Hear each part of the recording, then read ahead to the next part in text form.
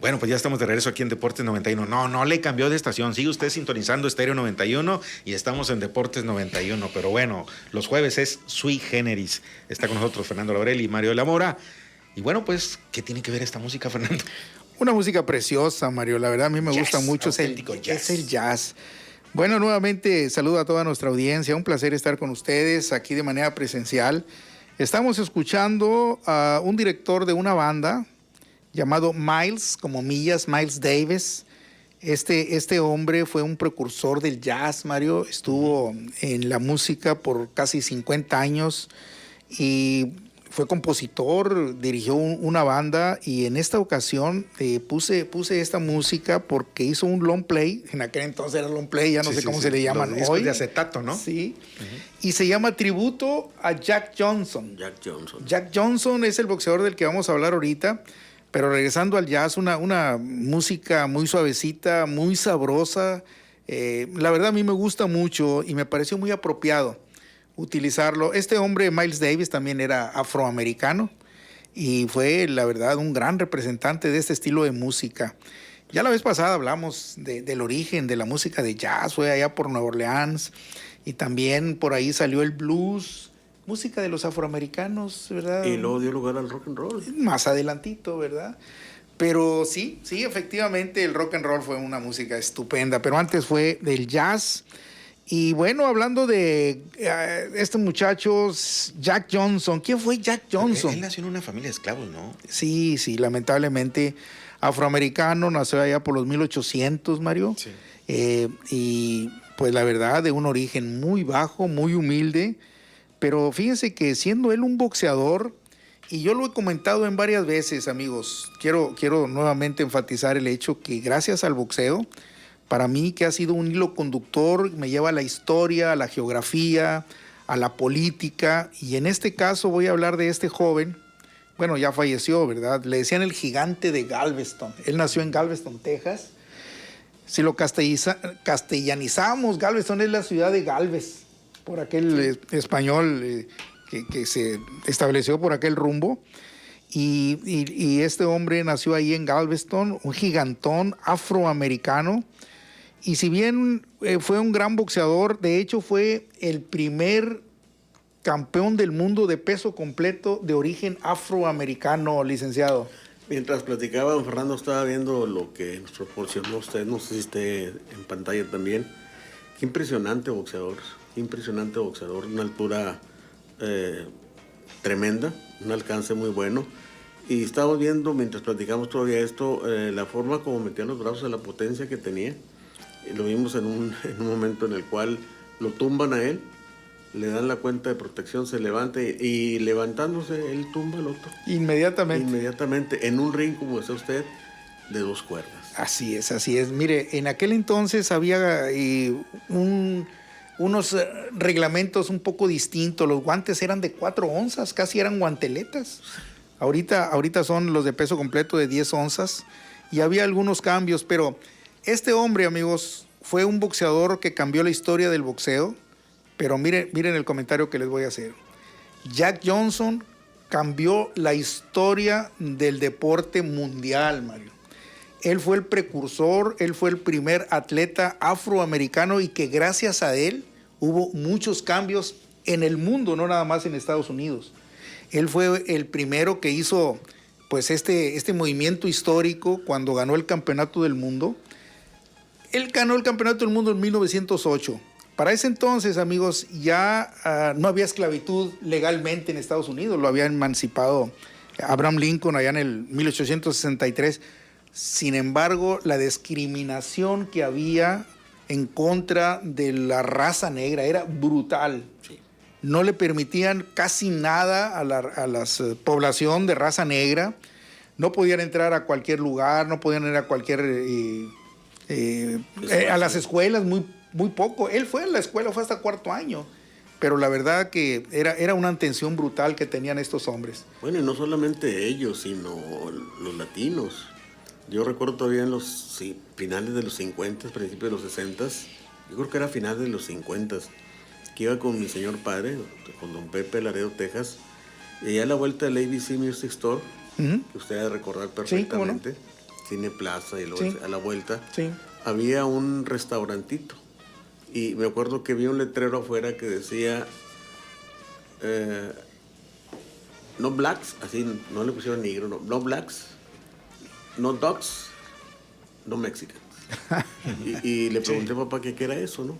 Y papá me explicó, ¿verdad? Pues en una población tan grande de mexicanos como el Laredo, Texas, 90% de mexicanos, tan radical un mensaje puesto ahí, ¿verdad?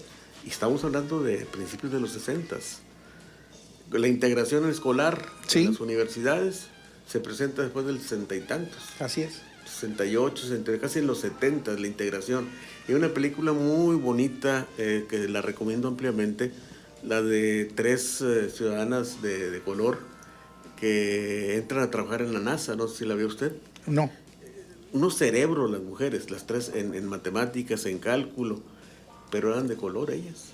Y había una de ellas que se desprendía de su oficina con todo su legajo de papeles y corría al otro edificio más o menos más de medio kilómetro para ir al baño. Y un día que le reclama el directivo de la NASA en ese lugar, que por qué se iba, se portaba una necesidad de ir al baño. Y ahí dice que no para negros. Y estamos hablando de instituciones tan grandes como la NASA. Sí, ¿verdad? sí. No, era terrible, la verdad, fue un tiempo dificilísimo, y eso estamos hablando del 60, ahora imagínense a principios del siglo, en 1900. Él era un buen boxeador, y como negro no permitían que los de raza negra pelearan con un blanco. Él fue campeón mundial primero ganándole a un negrito, a uno afroamericano, y bueno, pues había esas diferencias, y él siempre quería de alguna forma participar con los blancos. Y en aquel entonces el campeón del mundo no quería pelear con él. Decía muchos de ellos que era lo último que podían hacer. Él tenía un estilo de boxeo que fue copiado, y no nada más de boxeo, sino de su personalidad, fue copiado por Muhammad Ali. Muhammad Ali, su estilo, su forma de actuar, lengua larga, irreverente, fue gracias a él. Lo demostró en el ring. Sí, en el ring y en su forma de ser, sí. Porque Jack Johnson, al campeón del mundo lo insultaba, se burlaba de él, compraba boletos cuando peleaba el campeón, Tommy Burns, era el campeón en aquel entonces, se sentaba en ringside y toda la pelea le estaba gritando y lo estaba insultando. Era su estilo. Cuando peleaba con los peleadores, tenía un estilo que se burlaba de ellos, les hablaba. Era un hombre corpulento, grandísimo. Inmenso, por eso le decían el gigante. Colocaba su brazo, detenía la cara del contrincante y lo estaba golpeando con la mano detenida al contrincante. Vaya, exactamente como usted dijo que se parecía a Muhammad Ali. Sí. ¿Y si era válido eso, Fer? Sí, en aquel entonces sí. En aquel entonces. Eran otros reglamentos, sí. La verdad que pues ahora muy diferente. Cuando cayó un boxeador, el que estaba parado estaba a un ladito de él esperando que se levantara, y ahí mero lo agarraba. Pues imagínate, el de brazos largos, pues obviamente tenía esa ventaja en ese entonces, ¿no? Total, finalmente el campeón accedió después de tanto hostigamiento que fue sometido por Jack Johnson, que le decía que le diera la oportunidad. Tuvo que ir hasta Australia. Aquí en Estados Unidos no se le permitía. Y el campeón en 1908 se llamaba Tommy Burns. Bueno, pues la pelea dio comienzo y era una gran diferencia. Este hombre era un gigantón contra un chaparrito. El campeón Tommy Burns era muy bueno, pero había una gran diferencia en cuanto a físico, estatura. Finalmente, Jack Johnson no nada más le ganó, sino le dio una paliza, y durante los 15 rounds que duró el combate, se estuvo burlando de él. En el 15º episodio, fue a 15 episodios en esa ocasión la pelea, se tuvo que detener porque la policía intervino. No era posible que una persona de raza negra le estuviera pegando a uno de raza blanca. Lo detuvo el combate, se paró. ¿En Australia fue eso? Fue en Sydney, Australia.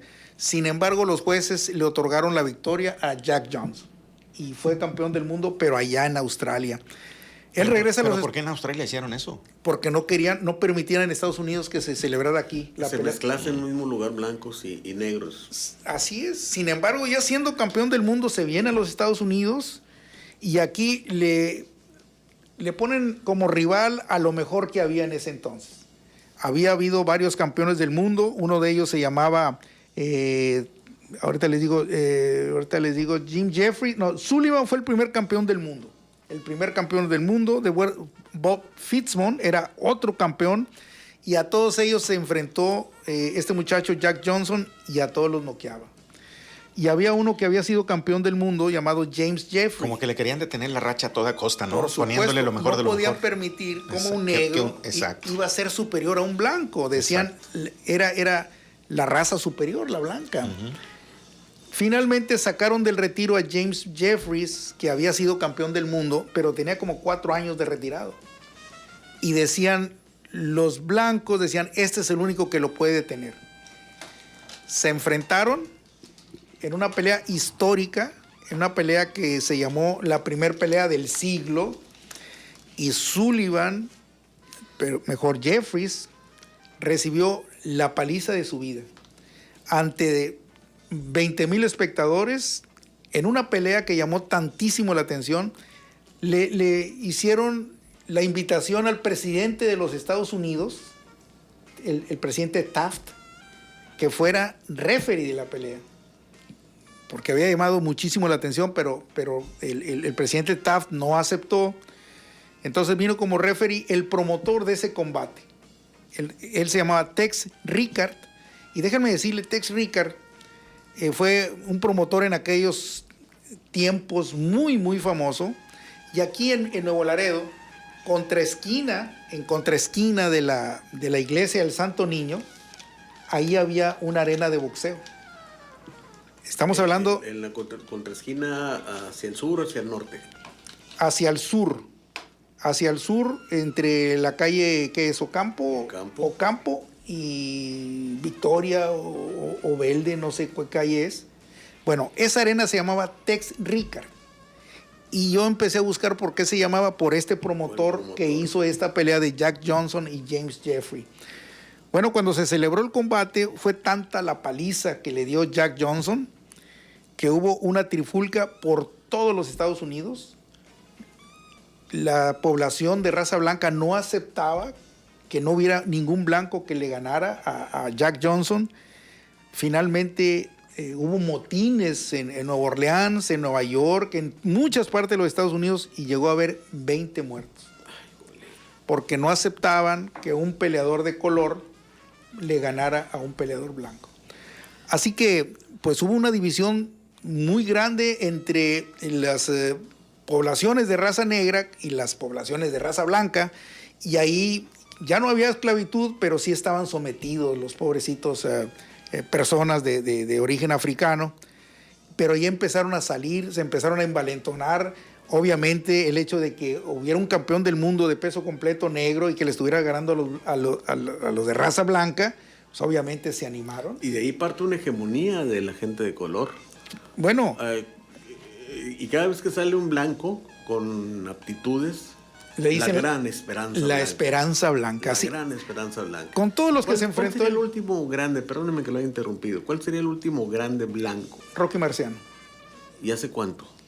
En 1956 por ahí se retiró. Hace 60 y tantos años. Más o menos. 70 años. De ahí los de raza negra. Inclusive, déjenme decirles que cuando empezó a figurar como buen boxeador Joe Louis, los manejadores de Joe Louis querían que tuviera un perfil bajo, que no hiciera muchos aspavientos, porque todavía recordaban lo que había hecho Jack Johnson. Jack Johnson, la verdad, dejó marca, no nada más en el boxeo, sino en el deporte.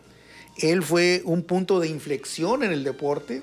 Después se empezaron a tomar en cuenta todos los atletas de raza negra, y gracias a él. Ahora, Me imagino que fue inspiración también para Jackie Robinson en el béisbol. para todos los deportes, pero no nada más en Estados Unidos, sino en el mundo, en el mundo.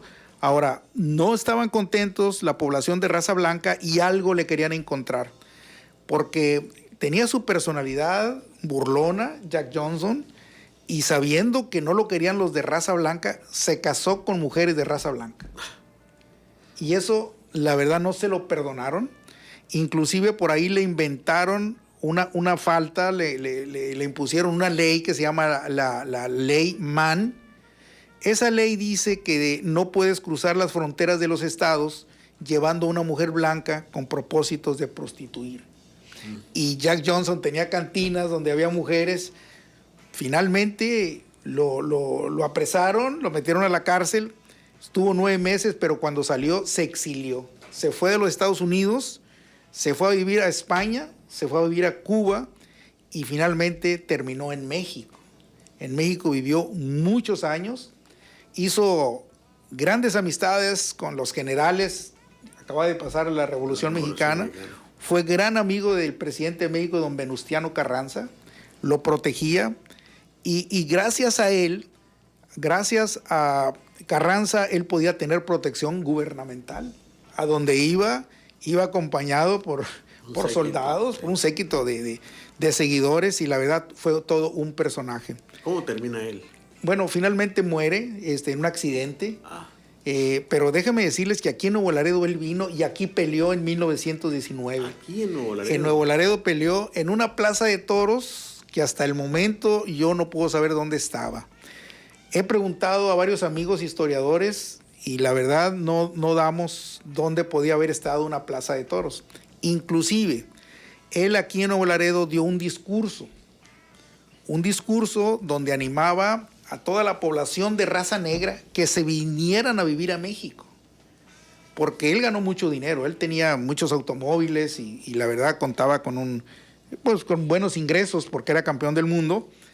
Y decía, yo compro terrenos y se los vendo a ustedes porque aquí le daban todas las garantías. Hubo una ocasión donde en un restaurante él entró aquí en México y no le querían servir porque el dueño era un norteamericano.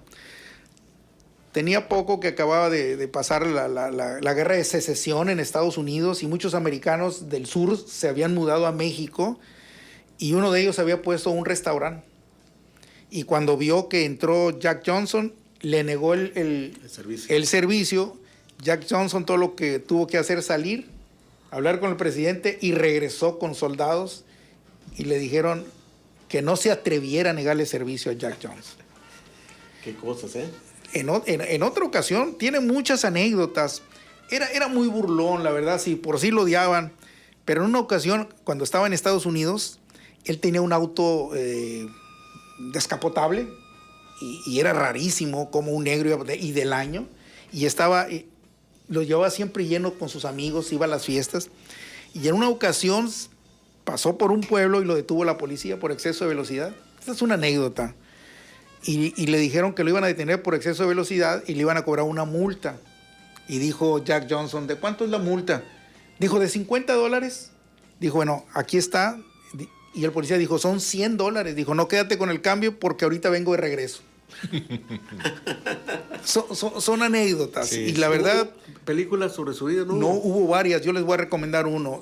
Es un documental sobre su vida y sobre lo importante que fue en la historia de la raza negra en el mundo este hombre. Se llama, si lo traduzco literalmente, puede ser negro es imperdonable. Unforgivable Blackness. Sí. Interesantísima, se la recomiendo porque gracias a él empezaron a sobresalir y a tomar en cuenta a muchos deportistas, no nada más del boxeo, Mario. No, del arte, de la música. Por todos lados, porque él era la figura, su líder y era el ídolo de muchas personas. Él finalmente después se regresa a Estados Unidos, hace frente a las autoridades, nuevamente lo encarcelan y finalmente sale. Pero nunca le perdonaron esos cargos. Esos cargos vivieron con él hasta su muerte. Ya después de su muerte, varios presidentes de Estados Unidos tramitaron el darle un perdón póstumo. ¿Ya para qué? Dijo el otro. Bueno, 100 años después se le otorgó un presidente de los Estados Unidos, apoyado por peticiones de grandes personalidades, y uno de ellos fue don José Sulaimán, presidente del Consejo Mundial de Boxeo, y quien le otorgó el permiso, el perdón a Jack Johnson fue Donald Trump. Mira, nada más. Algo bueno hizo en su vida. Se lo pidieron a Barack Obama pensando que por ser de raza negra se lo iba a otorgar y no se lo dio. Pero Donald Trump se lo dio. Y todo el mundo sabe que la raza negra ha sufrido muchas vejaciones, ¿no? En muchos sentidos, ¿eh?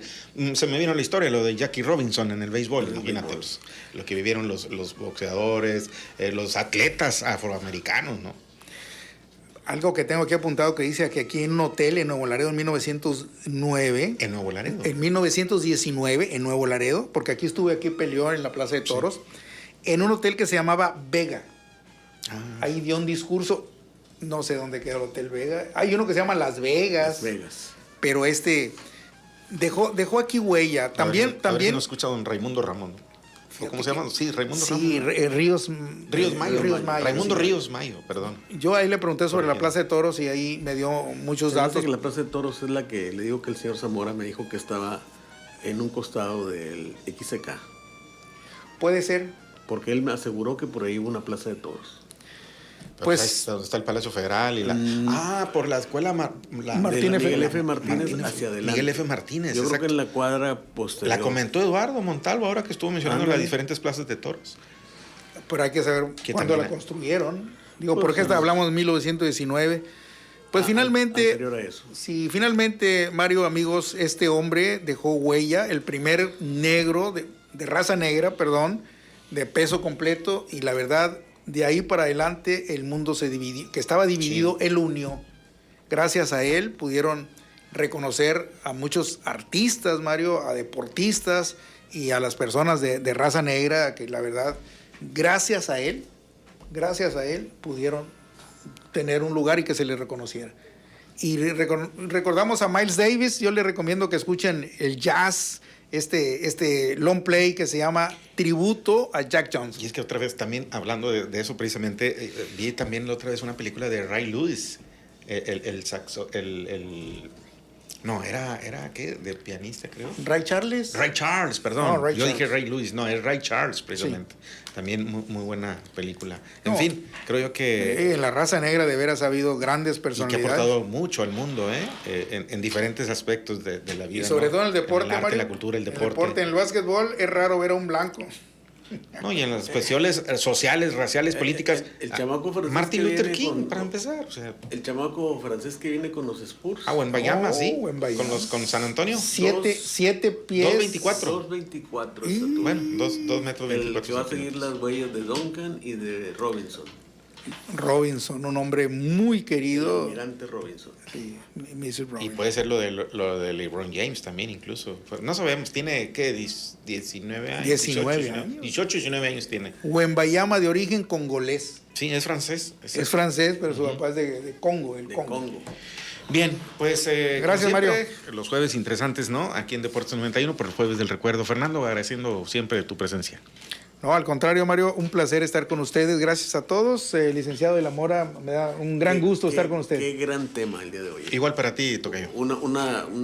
Jack Johnson. Un parteaguas. Un parteaguas. Pues hacen bien la tarea, ¿eh? Como cada semana. Y El señor. para deleite de nuestra audiencia, El ¿no? señor es el que hace todo. Bueno, pues todos, es un equipo, ¿no? No, claro. Es un equipo, claro, ya me-